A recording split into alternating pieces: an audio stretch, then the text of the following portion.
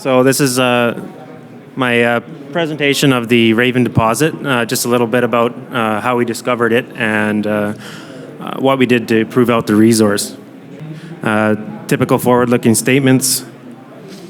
Location. So the Raven deposit is located 350 kilometers north of Whitehorse in the Mayo Mining District and roughly 20 kilometers away from our operating Eagle gold mine. The Dublin Gulch claim block is 555 square kilometers, hosting multiple regional gold targets, but our main focus for exploration has been the easternmost corner, focusing, of course, Nugget and our Lynx targets. Deposit types seen in Dublin Gulch, the Eagle style, typically sheeted veins, less than 5% sulfides in these veins and less than 0.5% sulfides in the entire deposit. Typically intrusion hosted. These veins are very small, millimeter to centimeter scale, and the principal mineralization on our property.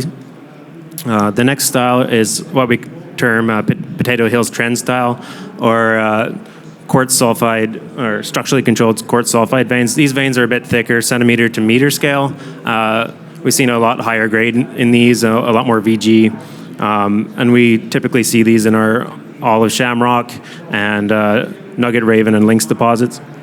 In our Rex Pazel deposits, which is just west of Eagle, as well as we do get a tungsten deposit just on top of the Dublin Gulch stock itself. It's a roof pendant. Potato Hills Trend exploration model. This is an exploration model that we've been developing over the last 10 years or so, but basically it boils down to we map out all the intrusions on our property and then focus our exploration efforts on the contact margins, which is just has a favorable rheology to fracturing and hosting these veins. Then we blanket the area with soils and do geologic mapping, and we also look at old assessment reports because they have a lot of great data that may have been missed. Applying this model to the Nugget stock. In the 60s, 70s, this area was mainly looked for silver lead mineralization, and then later in the 80s for tungsten mineralization. But a lot of this sampling, they never assayed for gold. And then in the 90s, that's when people started looking for IRGS deposits. And there was a small anomaly in the southeast portion of the Raven or Nugget stock, and this area looked quite promising to us. These are maps from 1969. So United Kingdom Hills did some soil sampling programs and some mapping programs over this area, and this is a map of lead in soils. And note, you can see lead coming off of what is now the Raven deposit and dispersing into the drainages. The geologic map noted that there was quartz and arsenopyrite float around where Raven would be now, as well as east-west trending lineaments. And these east-west trending faults are regionally are mainly mineralized. This is a map from '96 showing the initial arsenic gold anomaly in the southeast portion of the Nugget stock. Just a few photos of what the stock looks like, what the rock looked like when we first got there. So a little bit of sheeted veins, quartz actinolite veining, giant boulders, so it's quite difficult to prospect or to find any sort of mineralization on surface. Aside from the bottom left there's a little bit of sulfides on fracture surfaces and within a little bit of quartz as well. We did a soil sampling program, and a large arsenic anomaly is shown here over where is now the Raven deposit. So that it actually hit really, really well. Then after that, we established access into this area and conducted a very large trenching program, and we were lucky enough to hit some mineralization. So our discovery trench ran 3.5 grams gold over 124 meters with a 2 meters quartz scordite vein running about 76 grams a ton gold. Just some more trench results. So when we had this trench uncovered, we measured the veins and orientations and whatnot, and planned a few initial drill holes. So this is actually our first drill hole in the area, and we're pulling out visible gold. A little bit about the lithology in this area: oxidized and fresh intrusion. This is our main host rock. We also get rhyolite dikes cross-cutting metasediments and intrusion. We also get Triassic greenstones, and we are in the Urn group, but a lot of it's been hornfells, quite silicified. Vein types.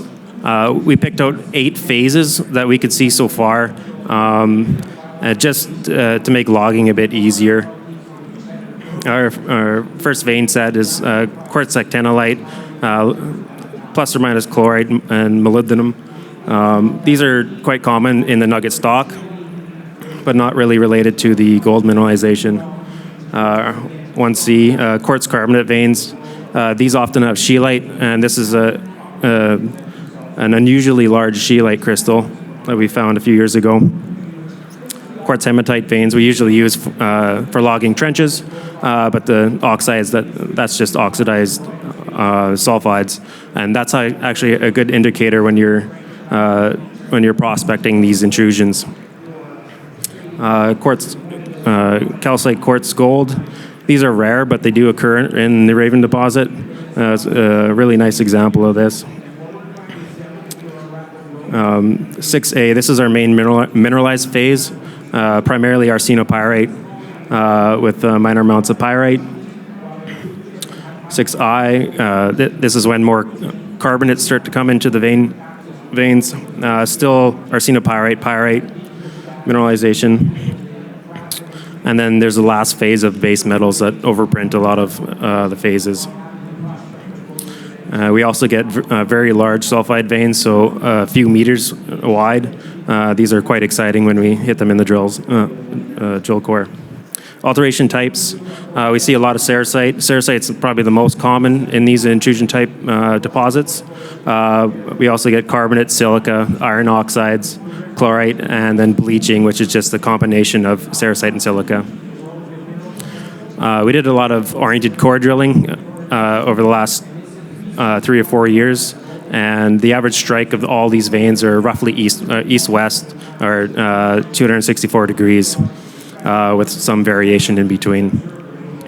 There are some other vein sets at 310 to 250 degrees, but the main mineralized set is east-west. A lot of these structural zones, they're very fractured, pinch and swell textures, sheared, pervasive alteration throughout all of these fracture zones. Even the veins have pinch and swell texture and are usually cut off along the hanging wall. This is just an example of a typical Raven section. Some gouge at the top with a mineralized section in the middle, and then pervasive alteration throughout. Some more photos of this structure, drag folds and shearing. Some pictures of visible gold.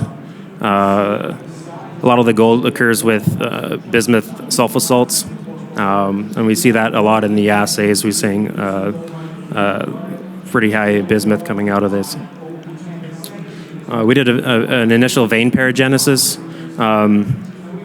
So the first stage, of course, is the barren quartz veins, and then the second, third, fourth stages are your main gold mineralization. And then lastly, you get the base metals coming in, stage 5 and 6.